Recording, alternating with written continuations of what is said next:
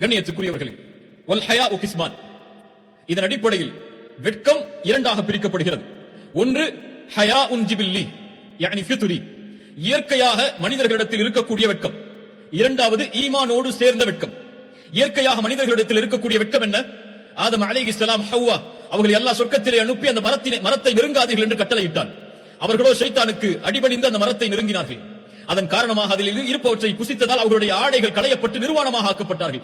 உடனடியாக அவர்களுடைய நிர்வாணத்தை மறைக்க வேண்டும் என்பதற்காக இலை தலைகளை கொண்டு அவர்கள் மறைத்துக் கொண்டார்கள் என்று குர்ஆன் சொல்கிறது.